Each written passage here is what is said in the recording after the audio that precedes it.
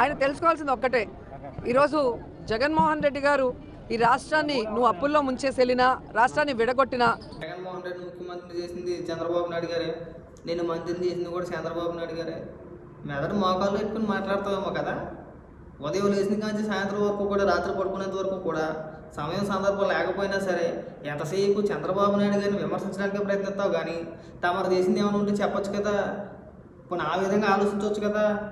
ఇక మేము వచ్చిన తర్వాత తిరగతీసామని, ఇది పొడిసేమని అని చెప్పేసి అని మాట్లాడితే చంద్రబాబు నాయుడు గారు ఇక మైకు కొట్టడం కనబడితే సరిపోద్ది. ఇంక చంద్రబాబు నాయుడు గారు జపం తప్పితే నువ్వు చేసింది ఏమన్నా ఉందా? నువ్వు 8 నిమిషాలు 8 నిమిషాలు మాట్లాడు ఇంచుమించు.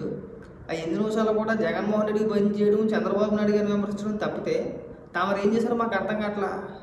మాట్లాడుతూ పార్టీని వెన్నుపోటు పొడిచారు, సీట్లు అమ్ముకుంటారు. మరి వెన్నుపోటు పొడిచావన్న దానివి నువ్వెలా పనిచేసావు? 10 సంవత్సరాలు 2 సార్లు ఎమ్మెల్యేగా ఎందుకు పోటీ చేసావు? నువ్వు చంద్రబాబు నాయుడు గారి చేతుల మీద బీఫామ్ ఎందుకు తీసుకున్నావు? నువ్వు వీటికి కదా మనం సమాధానం చెప్పాలి. ముందు నీ చెప్పించుకుని నువ్వు కొట్టుకో ఫస్ట్. అవన్నీ జరగవు. మనం ఏ పార్టీలో ఉంటే ఆ పార్టీకి బంద్ చేయాలి. ఈరోజు గుర్తుకొచ్చినాయి నీకు అవన్నీ కూడా.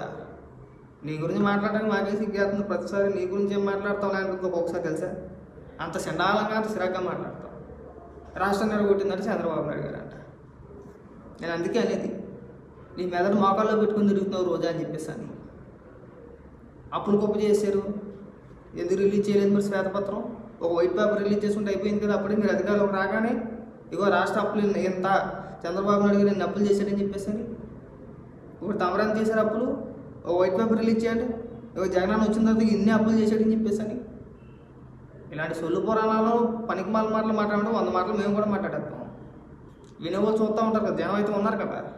ఎవరు చెప్పేది ఏంటంటే అందరికీ అర్థమవుతుంది. వాళ్ళ దగ్గర పెట్టుకుని మాట్లాడు.